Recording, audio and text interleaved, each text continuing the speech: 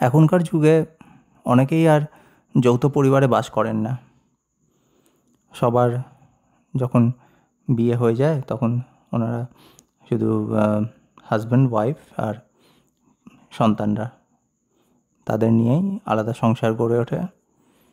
বাবা মায়েদের সঙ্গ আর তাদের থাকে না সাধারণত। কিন্তু এখনও আমি বলতে পারি অনেকেই আছেন যারা হয়তো নিজেদের বাবা মায়েদের সান্নিধ্য ছেড়ে যাননি, এবং সেটা যদি নাও হয় অন্তত বাবা মায়েরা অনেক দিন তাদের সন্তানদের এবং তাদের পৌত্র প্রপৌত্র তাদের সঙ্গে দেখা করার জন্য অনেক দিন হয়তো এসে থাকতে পারেন।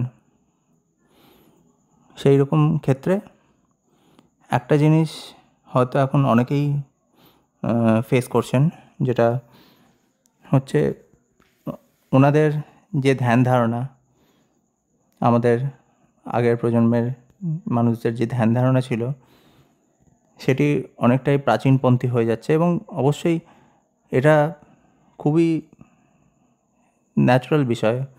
প্রত্যেক প্রজন্মই এই একটা সময়ের মধ্যে দিয়ে যায় যখন তাদের ধ্যান ধারণার সঙ্গে পূর্ব প্রজন্মের ধ্যান ধারণা মেলে না। কেননা পৃথিবী পাল্টে গেছে, তার চরিত্র বদলে গেছে। যখন ওনারা আমাদের বাবা মায়েদের কথা বলছি, ওনারা যখন তাদের যৌবনে ছিলেন তখন ওনারা যেরকম পৃথিবী দেখেছিলেন, যেরকম সামাজিক ব্যবস্থা অর্থনৈতিক ব্যবস্থা ছিল, এখন তার অনেকটাই পাল্টে গেছে।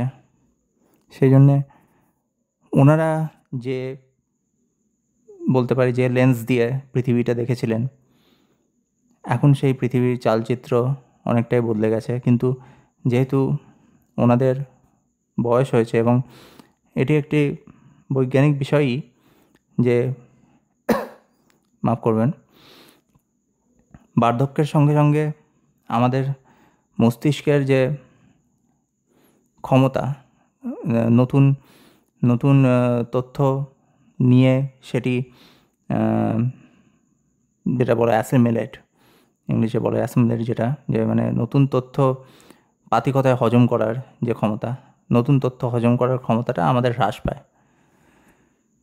তো সেই জন্যে আমাদের যেহেতু আমাদের মস্তিষ্কের যে নিউরাল পাথওয়েগুলো সেগুলো জমাট বেঁধে যায়, সেই জন্যেই আমাদের এক সময় গিয়ে এই নতুন পাল্টে যাওয়া পৃথিবীর সঙ্গে খাপ খাইয়ে নিতে মুশকিল হয়। এবং সেই সময় জেনারেশন গ্যাপের জন্য খানিকটা হলেও বিবাদ বিরোধ লাগে দুই প্রজন্মের মধ্যে। সেটি ইনভেস্টমেন্টের কথা নিয়ে হোক, বা ক্ষমা করবেন, বা প্রযুক্তি নিয়ে কথা নিয়েই হোক। একটা সামান্য উদাহরণ দিই। আমার বাবা কাকারা খবরের কাগজ পড়তে অভ্যস্ত।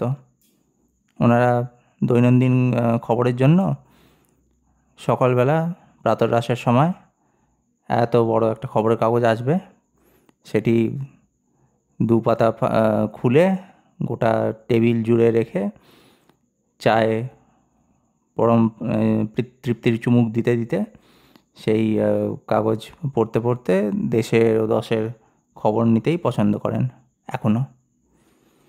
ওনারা অতটাও অভ্যস্ত এখনও নন যে একটা মোবাইল দেখে মোবাইলে নিউজ ওয়েবসাইট বা ইউটিউব হোক কোনো কিছু জায়গা থেকে তাদের দৈনন্দিন খবরাখবর নেওয়ার সেটাতে ওনারা অভ্যস্ত নন, অবশ্যই নন। কেননা ওনারা ওনাদের জীবনের সিংহভাগ কাটিয়েছেন এমন সময় যখন এই প্রিন্ট মিডিয়া এটারই আধিক্য ছিল।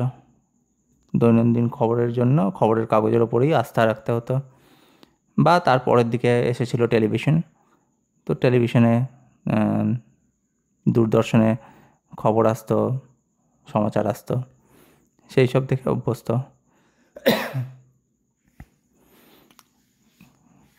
কিন্তু আমরা যখন সেটা আমরা বলি যে আমি আমার কথাই বলছি যে আমার ছোটোবেলা থেকে আমার খবরের কাগজ আমার একেবারেই পড়তে আমার ইচ্ছে করতো না। এবং এমন নয় যে আমি খুব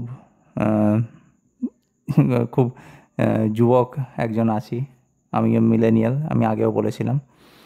তো আমার জন্ম এমনই সময়, যে সময় তখনও আমি এমন সময়েও দেখেছি যখন টেলিফোন ছিল না, টেলিফোন বলে কোনো জিনিসই ছিল না। তো সেই সময়ের থেকেই আমার বড় হয়ে ওঠা। টেলিফোন যখন এসেছিলো আমরা তখন সেটাতে আশ্চর্য হয়ে গিয়েছিলাম যে এমন জিনিসও এসছে যেটা দিয়ে আমরা দূরের লোকেদের সঙ্গে কথা বলতে পারি। তো সেই সময়ের থেকেই কিন্তু আমার অনীহা ছিল অত বড় খবরের কাগজ হাতে নিয়ে পড়ার। অর্ধেক পাতা হাত থেকে পড়ে যাচ্ছে বা হাতে ধরে রাখতে রাখতে হাত ব্যথা হয়ে যাচ্ছে, সেই জন্য আমার খবরের কাগজ নিয়ে খবর পড়তে একেবারে ইচ্ছে করতো না। কিন্তু আমার সবসময় হতো যে এমন কিছু জিনিস নিশ্চয়ই ভবিষ্যতে বেরোবে যেটা ব্যবহার করে আমি দৈনন্দিন খবরের জন্য এত বড় জিনিসটাকে আমার হাতে নিয়ে ব্যালেন্স করতে হবে না প্রত্যেক দিন। এবং সেটা আমরা এখন তো আমাদের হাতের মুঠোয় আমাদের স্মার্টফোন চলেই এসছে। আমার সেই দূরদর্শিতা হয়তো কাজে দিল মানে আমি নিজে তো এমন বলছি না যে আমি মোবাইল ফোন আবিষ্কার করেছি বা আমার আইডিয়া চুরি করে কেউ আবিষ্কার করেছে, তেমন নয়। কিন্তু আমার মনে হতো যে এরকম কিছু জিনিস নিশ্চয়ই বেরোবে। কিন্তু আমার বলার প্রসঙ্গ এইটাই যে এটাই দুই প্রজন্মের মধ্যে পার্থক্য হয়ে যায়। আমাদের বাবা কাকারা হয়তো বিনিয়োগের জন্য ফিক্সড ডিপোজিট বা পোস্ট অফিসের ডিপোজিট, যেগুলো পোস্ট অফিসে যেগুলো ডিপোজিট হয়, সেই সব জিনিসের ওপর বেশি আস্থা রাখতেন, পিপিএফের ওপর আস্থা রাখতেন। এখন আরও অনেক ইনভেস্টমেন্টের অনেক দিক খুলে গেছে। আমি সেসব নিয়ে কথা বলবো না, কেননা আমি কোনো ইনভেস্টমেন্টের এক্সপার্ট নই, সেবি রেজিস্টার্ড কোনো অ্যানালিস্টও নই। এবং আমার কথা শুনে কেউ আপনারা ইনভেস্টমেন্টের জন্য নেবেন না। এটা কোনো ইনভেস্টমেন্ট অ্যাডভাইস নয়, সেটা বলে রাখি। কিন্তু আমার প্রসঙ্গে বলার এইটাই যে এখন আরও অনেক যে নতুন নতুন বিনিয়োগের রাস্তা খুলেছে, সেসবগুলো সম্বন্ধে যেহেতু ওনারা অতটা বেশি ওয়াকিবহাল নন, সেই জন্যে আমরা যখন বলি যে আমাদের টাকা আমরা আরও অন্য কিছু জিনিসে আমরা বিনিয়োগ করব, তখন ওনারা একটুখানি ইতস্তত করেন এবং ওনারা আমাদের ভালো, আমাদের হিতোপদেশ, আমাদের হিতৈষী, সেই জন্যেই ওনারা বলেন যে হয়তো এটা করা ঠিক হবে না, আমাদের সব কিছু আমাদের সেফ রাখতে হবে যাতে করে আমরা টাকা খুইয়ে না ফেলি। প্রচুর লোকের উদাহরণ আছে যারা স্টক মার্কেটে টাকা নিয়ে বিনিয়োগ করাতে সর্বস্ব খুইয়ে দিয়েছেন। ওনাদের নিজেদের পরিবারেই সেই সব লোকেদের উদাহরণ আছে। সেই জন্য ওনারা ভয় পান এবং ওনারা নিজেদের সন্তানদের তো ভালোই মঙ্গলই চান, সেই জন্য ওরকম বলেন। কিন্তু সঠিকভাবে পড়াশোনা করে, সঠিক তথ্য আদায় করে যদি আমরা ঠিকভাবে আমাদের কষ্টার্জিত অর্থ উপার্জন করে, যে কষ্টার্জিত অর্থ আমরা উপার্জন করেছি, সেই সবগুলো আমরা সঠিকভাবে বিনিয়োগ করতে পারি, তাহলে আমাদের যে ওয়েলথ সেটাও অনেক গুণ বাড়বে একটা ফিক্সড ডিপোজিটে টাকা রাখার থেকে। সেই জন্যে এইখানেও সেই জেনারেশন গ্যাপটা চলে আসে। এবং যেহেতু ওনারা প্রাচীনপন্থী, ওনারা টেনে রাখতে চেষ্টা করেন ওনাদের সন্তানদেরও সেই প্রাচীন যুগে। এটা একেবারেই ওনারা আমাদের অমঙ্গল চান বলে তা নয়, বরং উল্টোটাই, যে ওনাদের নিজেদের মতো ওনারা জানেন যে কোন জিনিসটা ওনারা দেখেছেন যেটা সেফ, এবং ওনারা চান যে ওনাদের পরের সেই রকম সেফ থাকে, যাতে ওনাদের পরের প্রজন্মকে রাস্তায় বসতে না হয় সর্বস্ব খুইয়ে। কিন্তু জীবনে সব কিছু যদি আমরা সেফ খেলি তাহলে আমরা কোনো দিন আগে এগোবও না। গোটা মানবজাতি যদি সব কিছু সবসময় সেফ খেলতো তাহলে তারা এত দূর অগ্রসর হতেই পারতো না। না তারা আগুন জ্বালানো শিখতো, সেখান থেকে শুরু করে মহাকাশে অভিযান পর্যন্ত করতো না। কেননা সব কিছুতেই রিস্ক আছে, সব কিছুতেই ঝুঁকি আছে। ঝুঁকি খানিকটা না নিলে মানুষ নতুন জিনিস শেখে না, মানুষ জীবনে অগ্রসর হয় না। কিন্তু এই জন্যেই আমাদেরকে তখন ওনাদেরকে বুঝিয়ে বলতে হবে, কেননা ওনারা তো এমন কিছু কোনো কিছু বাজে উদ্দেশ্য নিয়ে আমাদেরকে পিছনে টেনে রাখছেন না। সেই জন্য ওনাদেরকে বোঝাতে হবে যে আমরা যেটা বলছি সেই কথাটারও দাম আছে। আমরা এখনো পর্যন্ত ওরকম ওনাদের কোলের শিশু নেই যে আমরা দুনিয়া সম্বন্ধে একেবারেই ওয়াকিবহাল নই এবং আমাদেরকে বই নিয়ে যেতে হবে। এক সময় আমাদেরকে তো ছাড়তে হবেই ওনাদেরকে, কেননা পৃথিবীতে কেউই চিরকাল নিজের বাবা মায়ের সঙ্গ পায় না, এটা ধ্রুব সত্য। একদিন না একদিন ওনারা আমাদের সঙ্গ ছেড়ে যাবেনই। সেই জন্যে তখন যাওয়ার জন্য আমাদের তো প্রস্তুত হতেই হবে। তখন তো আমরা যদি নিজেদের মতো বাঁচতে না পারি, সবসময় আমাদের গুরুজনদের মুখাপেক্ষী হয়েই আমরা যদি বাঁচতে হয়, তাহলে তখন আমরা আর পথে অগ্রসর হতে পারবো না, কেননা তখন আমাদের রাস্তা দেখিয়ে দেওয়ার কেউ থাকবে না। সেই জন্যে আমাদেরকে তখন ওনাদেরকে বোঝাতে হবে যে আমরা যেটা করছি, যে আমাদের নতুন চিন্তাধারা, এটাও ঠিক। কেননা এটি হচ্ছে পরিবর্তিত সমাজের চিন্তাধারা। এখন পরিবর্তিত সময়ের উপযোগী যে চিন্তা, সেই চিন্তাধারায় আমরা আমাদের পদক্ষেপ নিচ্ছি। সেই আমাদের চিন্তাধারাটা ওনাদেরকে সহজ ভাষায় বুঝিয়ে বলতে হবে। হ্যাঁ, অবশ্যই অনেক প্রতিরোধ আসবে, অনেক মন কষাকষি হবে, কিন্তু একসময় ওনারা মেনে যাবেন। আমাদেরকে সেটাই লেগে থাকতে হবে যাতে ওনারা একসময় বুঝতে পারেন যে হ্যাঁ, আমরা যেটা বলছি সেটা আমরা যথেষ্ট বিচার বিবেচনা করে বলছি। অনেক কিছু আমাদের যেটা বলে রিসার্চ করে আমরা বলছি। এমন নয় যে আমরা হঠাৎ করে হাওয়ায় একদিন আমরা আমাদের স্বপ্নে আমরা কিছু একটা ভেবেছি, সেই কাজ আমরা করতে চলেছি। সেইটা যদি ওনারা দেখতে পান যে আমাদের চিন্তাধারা এবং আমাদের যে উদ্দেশ্য, সেই উদ্দেশ্যের পেছনে একটা বড় রিসার্চ আছে, তাহলে ওনারা নিজেদের মন থেকেও শান্তি পাবেন এবং আমাদের পথে এগিয়ে যাওয়ার আশীর্বাদ দেবেন। কিন্তু এ তো গেল পুরনো প্রজন্মের কথা। আমার আশ্চর্য লাগে এইটাতেই যে আমাদের বর্তমান প্রজন্মের অনেকেও কিন্তু এরকম প্রাচীনপন্থী রয়েছেন, যারা অনেকাংশেই প্রগতির বিরুদ্ধে। আমি একটা উদাহরণ দিই। আমি একজনকে জানি যিনি সারাদিন শুধু ওই ইনস্টাগ্রামে যে রিলস পাওয়া যায়, সেই ইনস্টাগ্রামের রিলস দেখে যান।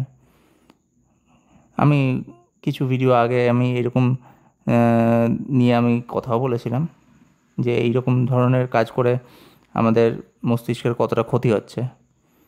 কিন্তু এইটার সঙ্গে সঙ্গে যে আরও একটা ক্ষতি হচ্ছে যে ওই রিলসের মধ্যে কতখানি কুসংস্কার, কতখানি অন্ধবিশ্বাস অনেকে জড়িয়ে দিচ্ছে বা অনেক ভুল তথ্য দিয়ে দিচ্ছে। এবং যেহেতু এক সময় গিয়ে আমাদের মনটা ওই 60 সেকেন্ডের ভিডিও দেখতে দেখতে কমজোরি হয়ে যায় এবং আমাদের ওখানে যা কিছুই দেখাচ্ছে সব কিছু সত্যি মনে হতে থাকে, তখন সেই সব মানুষেরা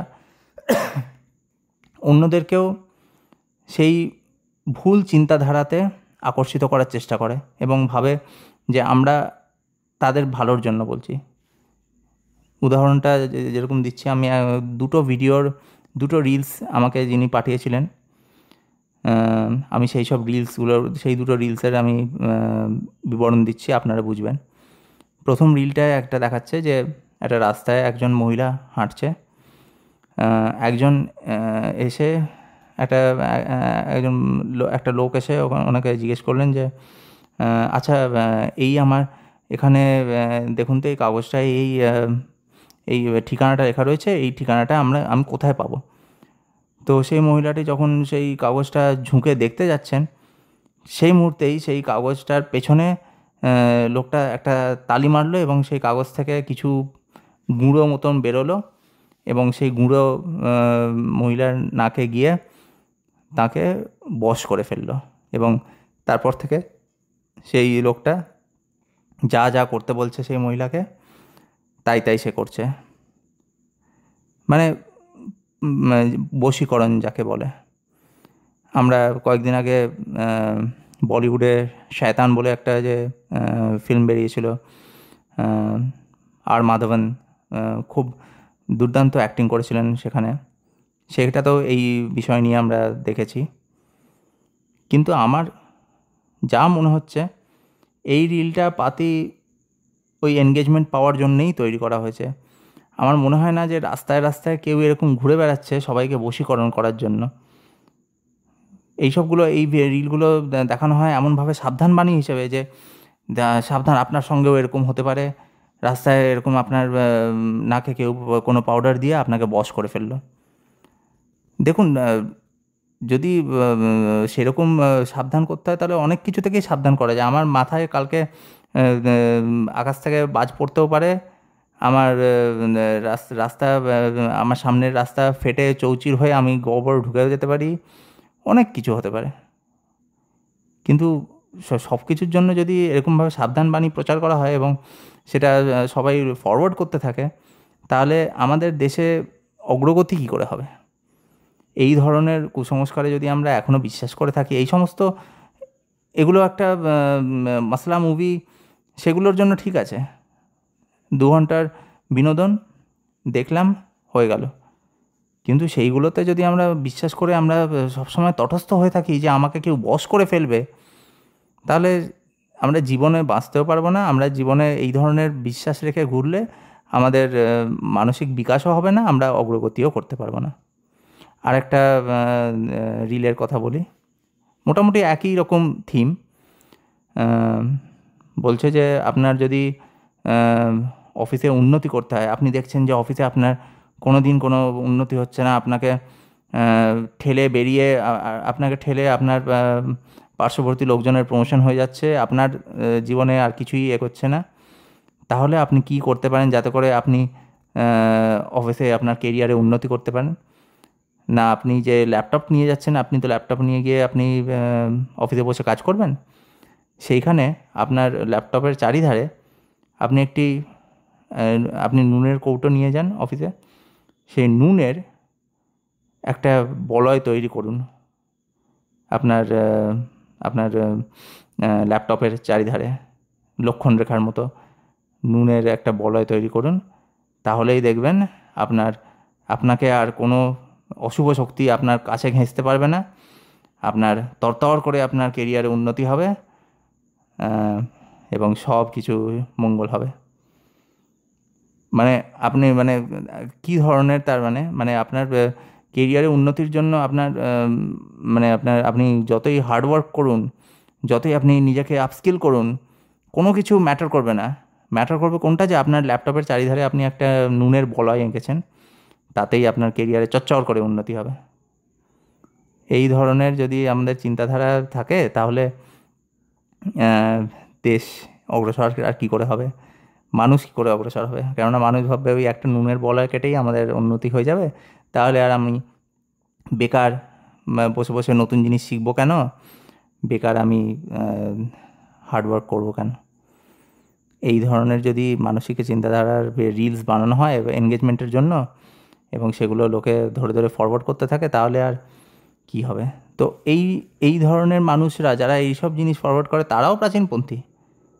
হতে পারে ওনারা পরের প্রজন্মে জন্মেছেন, কিন্তু তাই বলে ওনাদের চিন্তাধারা এক বিন্দু সেই প্রাচীন মধ্যযুগীয় মনস্তত্ত্ব ছাড়া তার বেশি এগোয়নি। কেননা এইগুলো তো কুসংস্কার, অন্ধবিশ্বাস।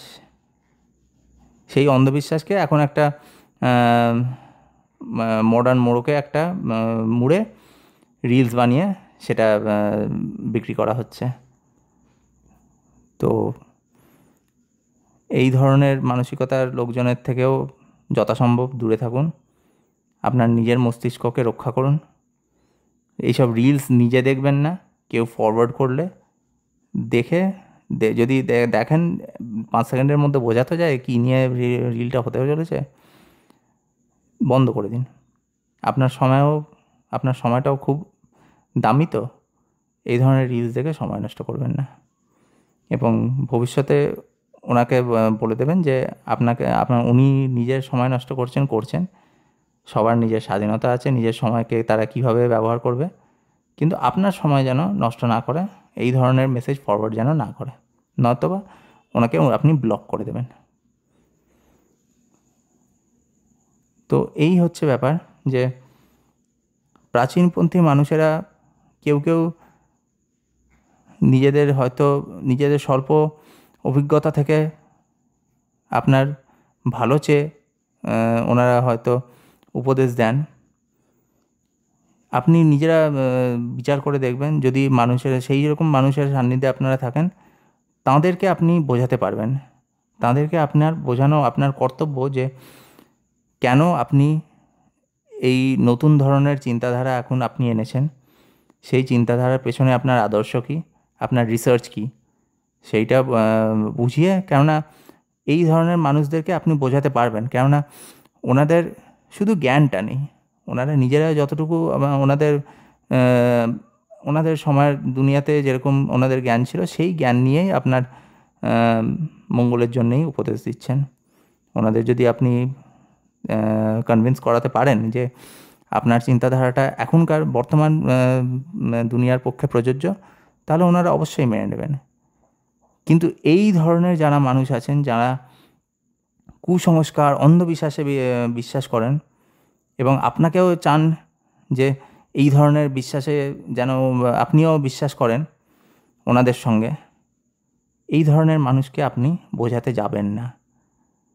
কেননা এদেরকে বোঝানো একটা দেওয়ালের সঙ্গে কথা বলার সমান্তরাল। এনাদের মস্তিষ্ক অলরেডি আর মানে মস্তিষ্ক পুরো যেটাকে ইংলিশে বলে ব্রেন রট, পুরো পচে গেছে।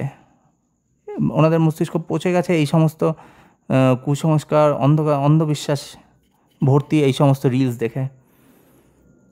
তো ওনাদের সঙ্গে আপনি যদি তর্ক করতে যান, ওনারা পাল্টা তর্ক করে আপনাকে বোঝাতে চেষ্টা করবে যে কেন এই সমস্ত অন্ধবিশ্বাসগুলো আসলে অন্ধবিশ্বাস নয়, এগুলো সত্যি হয়, এগুলো আপনি বিশ্বাস করছেন না, কিন্তু একসময় হয়তো আপনারও হতে পারে। এই ধরনের সাবধান বাণী ওনারা শোনাবেন। এবং যেরকম অনেক হরর মুভিতেও হয় যে যারা ভূতে বিশ্বাস করেন না সিনেমার প্রথমার্ধে, ওনারাই পরে গিয়ে মানতে বাধ্য হন যে হ্যাঁ সত্যি আমরাই ভুল ছিলাম এই ওনাদেরকে বিশ্বাস না করে। দেখুন, সুপার ন্যাচারাল জিনিস হয়তো অবশ্যই আছে পৃথিবীতে, আমি অস্বীকার করছি না। বিজ্ঞান সব কিছুর এক্সপ্লেনেশন দিতে পারেনি, হয়তো কোনো দিন দিয়ে উঠতে পারবেও না।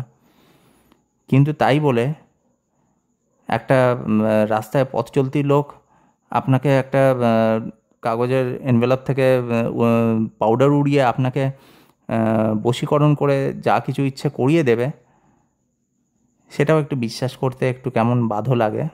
জানি অনেক কিছু কালা জাদু আছে, সেই সমস্ত সব কিছু তো আমি জানি না বা আমার জানার ইচ্ছেও নেই, কিন্তু সবাই আপনাকে বশ করার জন্য রাস্তায় ঘুরে বেড়াচ্ছে না, এইটুকু অন্তত আপনি বিশ্বাস করুন। সেই জন্যেই অন্ধবিশ্বাস থেকে দূরে থাকুন, কুসংস্কার থেকে দূরে থাকুন এবং নিজের পরিবারকে সবসময় চেষ্টা করুন নতুন পথের চিন্তাধারায় আপনার সঙ্গী করে নিতে। এই পর্যন্তই আজকে রাখি। আপনারা কমেন্ট করে জানাতে পারেন যে আপনাদের পরিবারে এরকম ধরনের লোকজন আছে কি না। আমি তাহলে জানতে উৎসুক রইলাম এবং আপনাদের কমেন্টের আশায় রইলাম। ভিডিওটা ভালো লাগলে অবশ্যই লাইক করতে পারেন, শেয়ার করতে পারেন, আর আমার চ্যানেলের এই কন্টেন্টগুলো আপনাদের ভালো লাগলে সাবস্ক্রাইব করতে পারেন। ধন্যবাদ।